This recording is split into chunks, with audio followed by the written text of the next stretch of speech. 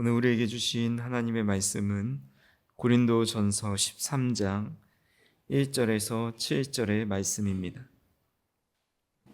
내가 사람의 방언과 천사의 말을 할지라도 사랑이 없으면 소리나는 구리와 울리는 꽹과리가 되고, 내가 예언하는 능력이 있어 모든 비밀과 모든 지식을 알고 또 산을 옮길 만한 모든 믿음이 있을지라도 사랑이 없으면 내가 아무것도 아니요. 내가 내게 있는 모든 것으로 구제하고 또 내 몸을 불사르게 내어줄지라도 사랑이 없으면 내게 아무 유익이 없느니라. 사랑은 오래 참고 사랑은 온유하며 시기하지 아니하며 사랑은 자랑하지 아니하며 교만하지 아니하며 무례히 행하지 아니하며 자기의 유익을 구하지 아니하며 성내지 아니하며 악한 것을 생각하지 아니하며 불의를 기뻐하지 아니하며 진리와 함께 기뻐하고 모든 것을 참으며 모든 것을 믿으며 모든 것을 바라며 모든 것을 견디느니라. 아멘. 우리 고린도전서 13장을 흔히 사랑장이라고 부릅니다. 그래서 우리는 이 성경 구절을 읽기만 해도 과연 나는 이런 사랑을 가지고 살아가고 있는가 다시 한번 생각하게 되고, 다시 이런 사랑의 마음을 가지고 살아가야겠다 이런 생각을 하게 됩니다. 근데 이 고린도전서를 우리는 보통 이 부부 세미나나 이 결혼식 같은데 많이 활용하고 또 그것을 읽고 또 적용할 때가 있습니다. 그래서 부부 사이에 이 말씀은 매우 필요한 것은 맞는 일이지만, 사실 이 말씀을 바울이 기록한 목적은 이 결혼에 대한 말씀을 주기 위한 것이 아닙니다. 고린도전서를 받아보았던 이 성도들은 이 말씀을 결혼식장이나 부부간의 사랑을 넘어서서 심각한 갈등과 분열을 겪고 있는 교회 안에서 실천하기 위한 말씀으로 받아들였습니다. 우리가 잘 알고 있다시피 고린도 교회는 문제가 많은 교회였지만 동시에 은사가 매우 풍부한 교회였습니다. 방언하는 사람들이 많이 있었고 또 예언하는 사람들, 병 고치는 은사가 일상에 매일같이 나타났습니다. 그러나 그 풍성한 은사가 오히려 교회를 병들게 하였습니다. 사람들은 자신의 은사를 자랑하였고 서로를 비교했고 누가 더 큰 은사를 가졌는가 놓고 다투었습니다. 은사는 많았지만 사랑은 부족했습니다. 능력은 많이 있었지만 그들 안에 사랑의 성숙함은 없었던 것입니다. 그래서 사도 바울은 12장 마지막 31절에 너희는 더욱 큰 은사를 사모하라. 내가 또한 가장 좋은 길을 너희에게 보이리라 라고 말씀함으로 마무리하고, 이어서 13장 전체를 사랑을 이야기하고 있습니다. 즉 가장 큰 은사가 바로 사랑인 것을 알려주는 겁니다. 이것은 마치 너희가 지금 구해야 할 것은 여러 가지 눈에 보이는 은사가 아니라 깊은 사랑을 구하라 라고 말씀하는 것입니다. 이것은 우리도 마찬가지입니다. 우리는 하나님께 더 큰 능력을 달라고 기대할 때가 많이 있습니다. 하지만 우리는 가장 큰 은사인 사랑을 사모해야 되고 또 그 사랑의 은사를 늘 사모하면서 주님께 우리 마음속에 사랑을 달라 간구해야 합니다. 그래서 하나님께서 우리에게 물으시는 것은 너는 얼마나 많은 능력을 행하다 왔느냐, 이것을 물으시는 것이 아니라 너는 얼마나 사랑하고 왔느냐라고 물으실 겁니다. 그래서 오늘 우리는 이 말씀을 통해서 과연 나는 참 사랑을 간구하고 있는지, 또 그것을 가장 귀한 은사로 여기고 있는지를 함께 살펴보면서 이 사랑의 은사를 다 받아서 우리 삶에 실천하고 그 사랑을 드러내는 삶을 살아가는 우리 성도님들이 되었으면 좋겠습니다. 먼저 본문 1절에서 3절까지 이 바울이 반복하는 표현이 있습니다. 그것은 사랑이 없으면이라는 표현이죠. 아무리 사랑이 없으면 아무리 방언과 천사의 말을 하더라도, 또 예언의 능력이 있고 산을 옮길 만한 믿음이 있어도, 아무리 구제하고 내 자신의 목숨을 내어주어도 사랑이 없으면 울리는 꽹과리 같고 아무것도 아니고 유익이 없다라고 말씀합니다. 바울은 사랑이 없으면 좀 부족하다라고 말하지 않고, 또한 사랑이 없으면 신앙생활에 아쉬운 부분이 있다라고 말하지 않습니다. 매우 단호하게 아무것도 아니다라고 선언합니다. 모든 은사가 다 귀한데 왜 사랑이 없으면 아무것도 아니라고 말씀하면서 강조하는 것일까요? 그 이유는 지금 고린도 교회가 빠져 있는 교만과 불화 때문입니다.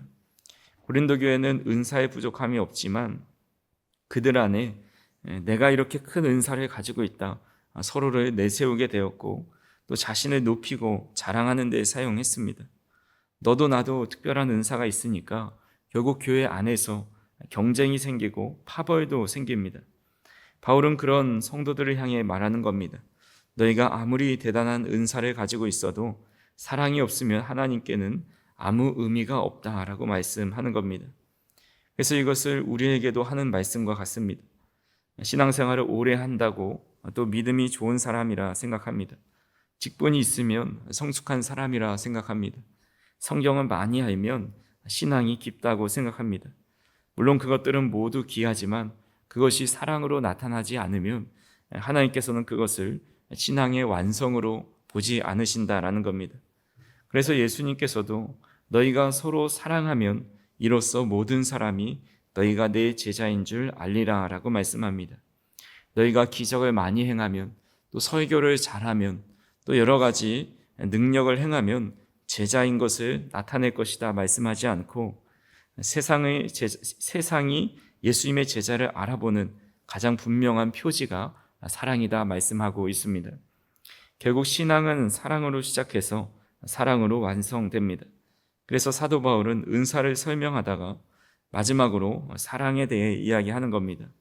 그래서 은사의 목적은 능력을 나타내는 것이 아니라 은사는 사랑을 위한 도구다, 혹은 사랑을 뿌리로 하고 있는 모든 나타나는 것이 은사다라고까지 볼 수가 있습니다. 그래서 하나님께서 우리에게 직분을 주시는 이유도 마찬가지로 사랑하게 하기 위함입니다. 은사를 주시는 것도 사랑하기 위함이고 말씀을 배우게 하신 것도 사랑하기 위함입니다.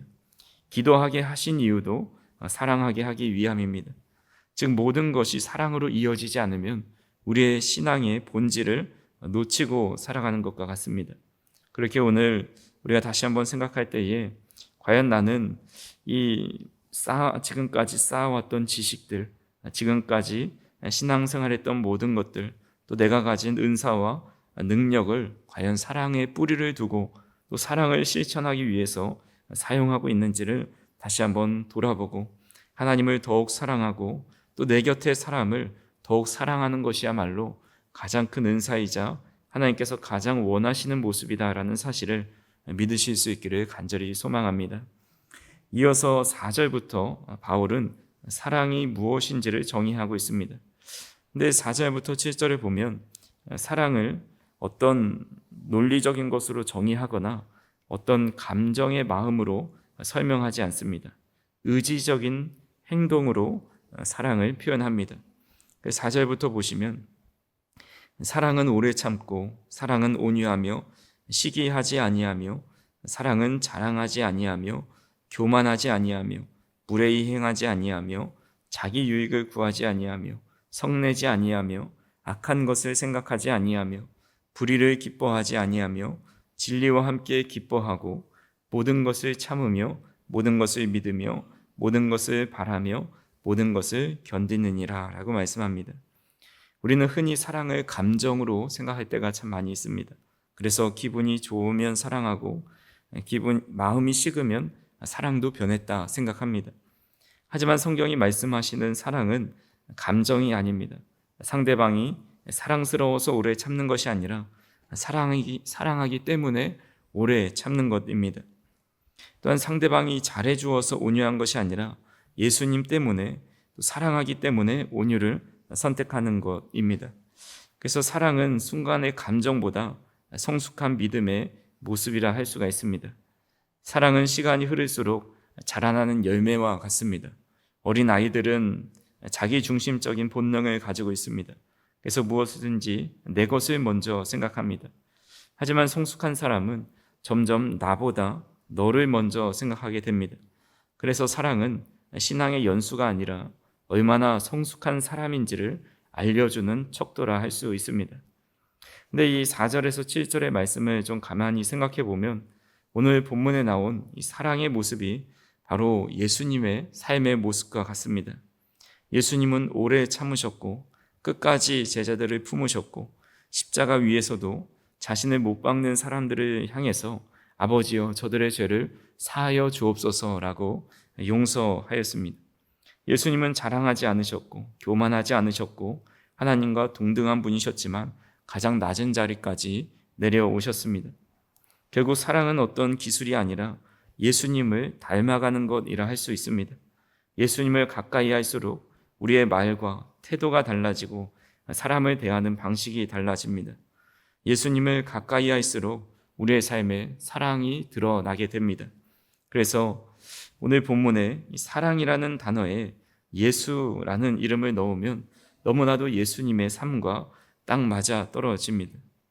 그렇다면 우리는 어떻습니까? 이 사랑이라는 단어에 우리 각자의 이름을 넣어서 읽으면 잘 어울립니까? 아니면 어색합니까? 오늘 본문 4절부터 7절까지 사랑이라는 단어에 한번 우리 개인의 이름을 넣어 보시기 바랍니다. 그리고 한번 읽어 보시기 바랍니다. 그럴 때에 주님 나는 연약한데 이 말씀대로 살아낼 수 있는 사랑의 표본이고 사랑의 모습이 삶을 통해 자연스럽게 나타내는 그런 성숙한 그리스도인이 되게 해달라고 기도하는 마음으로 읽어볼 때에 과연 나는 이런 사랑의 모습으로 살아가고 있는지를 한번 돌아보았으면 좋겠습니다. 그래서 4절부터 우리 7절까지의 말씀이 다 이 사랑에 대한 이야기지만 특별히 사랑이 3번 등장하는 이 4절의 말씀에 이 사랑이라는 단어에 한번 우리 각자의 이름을 넣어서 우리 4절 말씀을 같이 한번 읽어보겠습니다. 반석은 오래 참고 반석은 온유하며 시기하지 아니하며 반석은 자랑하지 아니하며 교만하지 아니하며 이렇게 쭉쭉 이어지는 그런 모습들이 우리의 삶의 모습이 되었으면 좋겠습니다. 그래서 오늘 하루도 우리의 입술보다 사랑의 언어가 먼저 나오고 우리의 판단보다 사랑의 실천이 나오고 우리의 권리보다 사랑을 실천하는 그런 삶을 살아갈 수 있기를 바랍니다. 그래서 우리를 만나는 사람들이 우리의 말보다 우리의 삶을 통해 예수님의 모습을 보이게 되고 또 그런 사랑의 모습을 눈으로 보여줄 수 있는 저희 성도님들이 되시기를 주님의 이름으로 축원합니다. 기도하시겠습니다. 사랑과 은혜가 풍성하신 하나님 아버지, 오늘도 우리를 주님의 전으로 인도하여 주시고 귀한 사랑의 은사, 그것을 가장 큰 은사로 깨닫게 하시고 그것을 사모하는 마음을 허락하여 주시니 감사를 드립니다. 우리의 신앙을 또한 이 말씀을 통해 돌아보게 됩니다. 입술로는 믿음을 말하면서도 사랑하지 못했던 우리의 모습이 있고 은사는 있었지만 섬김이 부족하고 지식은 있었지만 사랑의 실천은 부족했던 것을 보게 됩니다. 이런 우리의 연약한 모습을 긍휼히 여겨주시고 우리의 힘으로는 사랑할 수 없음을 고백하며 주님 앞에 나와 사랑의 은사를 구하오니 우리에게 주님의 마음과 또 주님의 사랑의 은사를 허락하여 주시옵소서.